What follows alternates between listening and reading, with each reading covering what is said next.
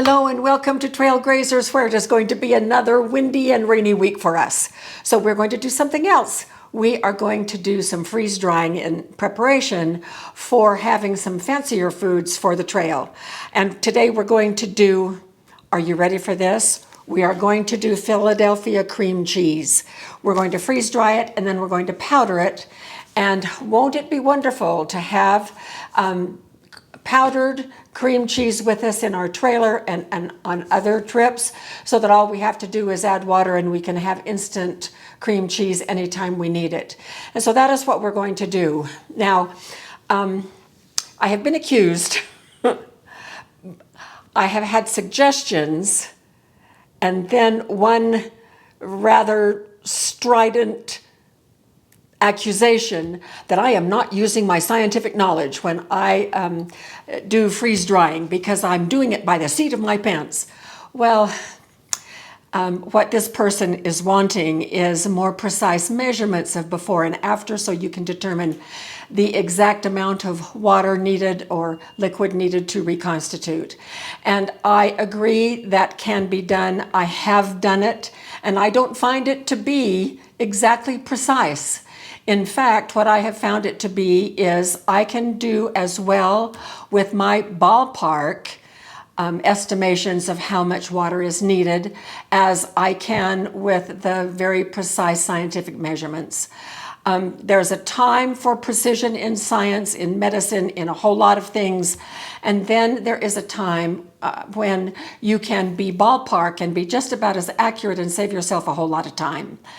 Freeze drying is not a precise science, but it is good to know how to do that if you have leanings in that direction. So with this batch, we're going to do it scientifically, and I use my scientific knowledge all the time. I don't turn it on and turn it off. It impacts everything I think or say or do practically. So I'm not worried about using it or not using it. It's just there on demand anytime I need it. So what I have done is that I have weighed on my kitchen scale each one of these trays. Don't weigh just one and assume they all weigh that, because they don't. We have two sets. This set had three that had the exact measurement, but this one was 10 grams heavier than these are. And so on the edge of each one, I have numbered the trays, and I have written the weight or the mass in grams so that I can follow it through the entire process. Now, with cream cheese, I'm actually wanting to be a little bit more precise than my usual ballpark approach to this, because most of my recipes call for 8 ounces of cream cheese or 4 ounces of cream cheese. And so having the measurements of the dried and powdered and how much water will give us a ballpark thickness is probably pretty important. So this is a good batch for us to practice our more precise scientific measurements. So what I'm going to do is open these packages. Jim got these on a great sale. And there are 2 inner packages. And I have not only weighed the trays, I also opened up one of these packages, took the cream cheese out of the foil, and I weighed that, because that is going to be an important measurement for us to follow up on.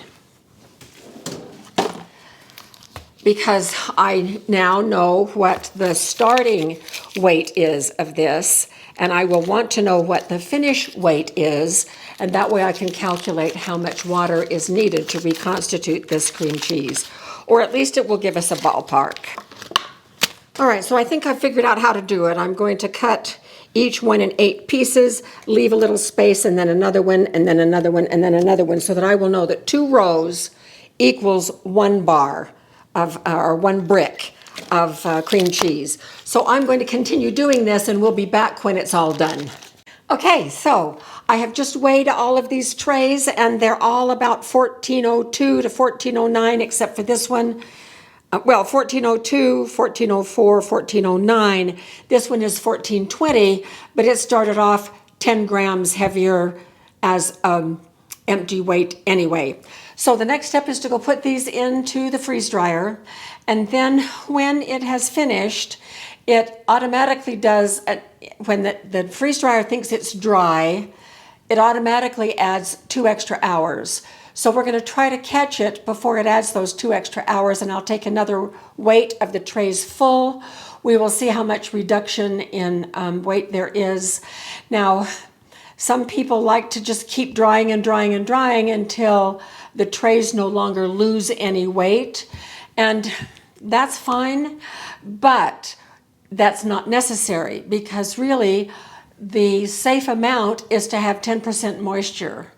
Anything 10% or below is a safe zone for the dryness of food. Botulism cannot grow in such a low percentage of moisture.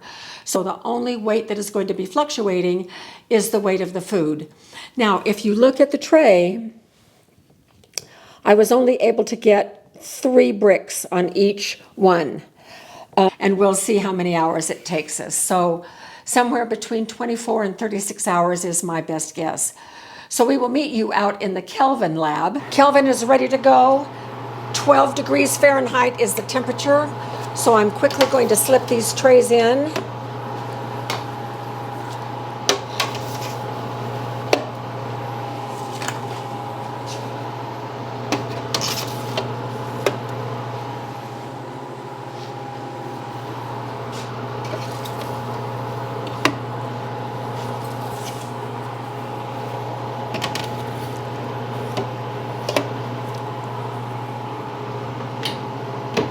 And we're going to continue. Oh, we've got to close the drain valve.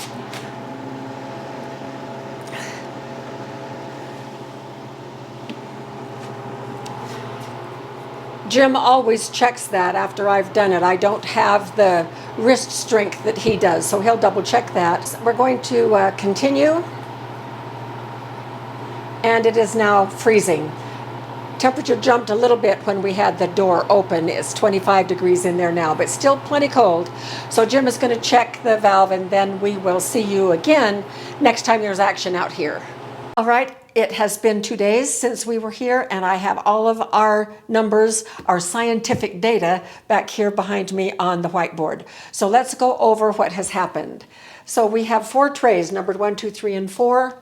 We have their empty weight in grams in this column. And then I weighed them when they were full, but raw, right before they went into the freeze dryer. And here's the number of grams. And then when I subtracted this number from this number, here is the net weight of the food going into the freezer by tray number. Now, what happened was it finished sometime during the middle of the night, and it added its 2 extra hours. So by the time I got up this morning and got out there, it had already finished the cycle, and it was cooling down. The freeze dryer holds the food cold because there's ice in the compartment, and it doesn't want that ice to melt. And so it holds it cold, and it was pretty cold. And so I weighed the trays at that point, and this is after 35 hours. Here's the weight of the entire tray. So once again, I subtracted the empty weight from the weight after 35 hours, here is the net weight of the food in the tray. Now, because so many people have advised me to keep adding 2 extra hours until the weight doesn't change. So, to satisfy people who have hammered us a little bit on this aspect, I did that. And notice what happened. I set it for 2 additional hours, and it went from 1033 grams to 1042 grams. It gained weight, which means that the food gained moisture. And as near as I can predict, what the logical answer is, when the vacuum chamber heated up again, some of that ice did melt, made the inside more humid, and it absorbed some more before it then started to burn it off again. But we didn't get that far. And so this one gained weight, This one went down 3 grams. This one went up 3 grams. This one went up 5 grams. So I have decided, since our best weight was right here at 35 hours, and it's close enough, I am going to totally disregard that. And so then the next thing that we did was we took this net weight, that was the start weight, subtracted this at its driest point, and this is what each tray, the food in each tray, weighed. And then when I calculated the average, each brick lost an average of 124 grams. 124 grams of water measured out on my scale is exactly half a cup. So each brick needs to be rehydrated with a half a cup of water. We'll see, because as I have done this before, it doesn't work out exactly. There is error that is worked into the system. For having the bricks the very same weight going in, you can see the differences as they occur. Now, I also weighed, the original weight of the brick was 225.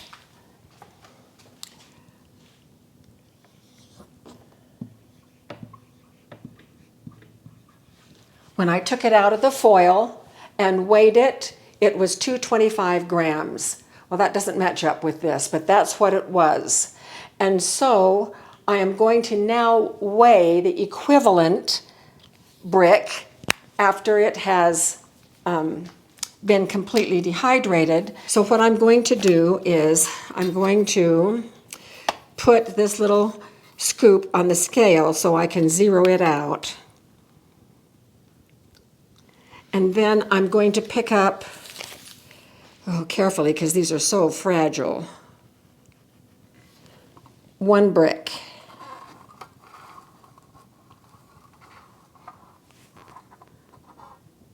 So here is 1 brick of freeze-dried cream cheese.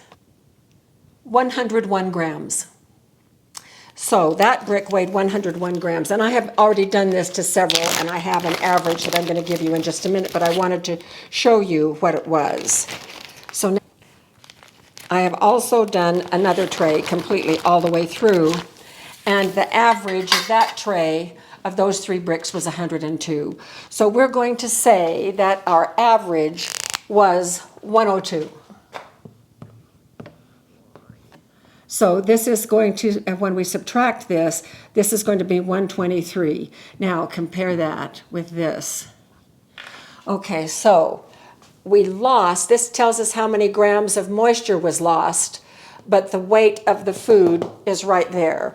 So now, from now on, I now know what a completely dried brick of cream cheese weighs in grams, and that would be on average 102 grams. So this was a little bit tedious. It took some time to get all of this math done, and it's math that I generally don't do because it's pretty easy for me to figure out when something is dry and when it isn't.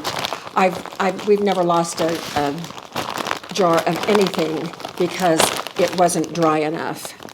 But you know, everybody has to do what is comfortable for them. So I'm powdering this, and I now know that 102 grams of the powder should reconstitute with a half a cup of water. So we are going to do just that. I'm going to do a half a brick, and so that would be 51 grams of powder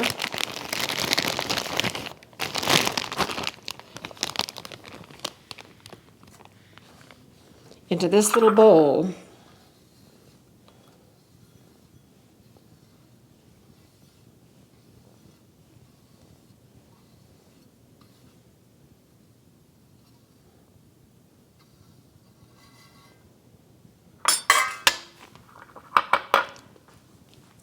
And 1/4 of a cup of water, so I'm going to get rid of 1/4 of a cup.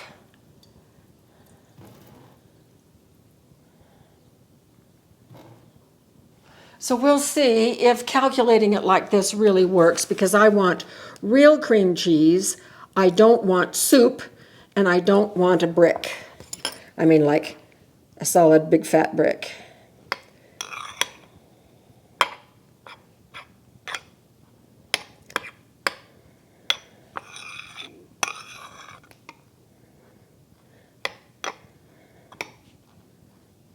So there's a little bit more left I'm going to put in. Okay, so this is exactly the measurement that we calculated, going through all of that rigmarole. And right now it's soup.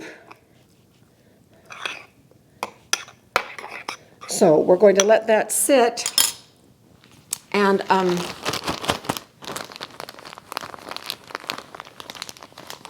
reconstitute or rehydrate a little bit. And then we're going to fill these jars.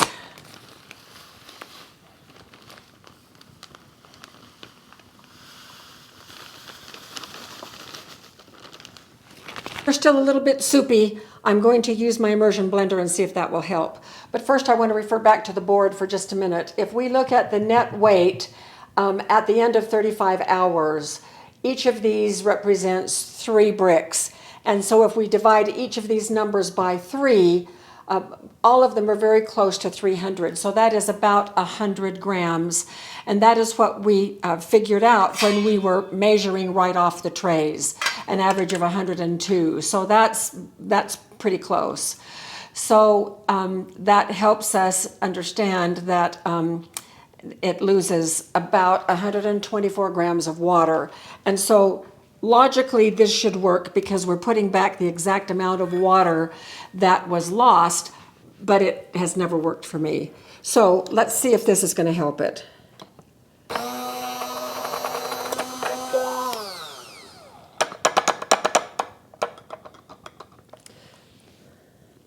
Well, it did smooth it up. It was grainy before. Now it isn't grainy. Well, it's still a little bit grainy. So I think with this, it probably just needs to sit longer to absorb that moisture. Let's see what the taste is like. Still grainy.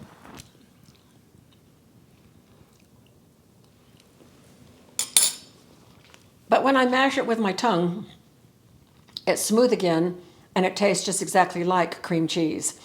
So our experiment continues. We will let this sit for a while, and then we'll come back after 2 or 3 hours. Jim says it needs to chill, so I'll let it chill in the refrigerator, and we'll see what happens. I love it when things come together as they should. And so I'm really excited to share the final results with you. So I have 2 bowls right here, and I'll explain that second one in a minute. This is our first one that we started with this morning. And we rehydrated with room temperature water. And as you can see, it is still grainy, even though I have put the immersion blender in a second time. The taste is good, but it's still very grainy. As I was doing the second round of the immersion blender and tasted it and the graininess was still there, I realized that the graininess that I was tasting was the fat. Cream cheese has fat in it, it's cheese. And so of course it's not going to reconstitute in room temperature water. And things often reconstitute better in hot water. But once I realized that the graininess was fat, I realized, boy, I need to get in there with boiling water and let the fat melt quickly, and then it will set up better. And so that's what I did with this bowl. This bowl has been in the refrigerator for 3 hours. This one has been sitting out room temperature for about 30 minutes. And this was the same amount of powder. It was 51 grams. With 1/4 of a cup of boiling water. And this is cream cheese. I'm so excited about it. And right now it's room temperature, but the best thing is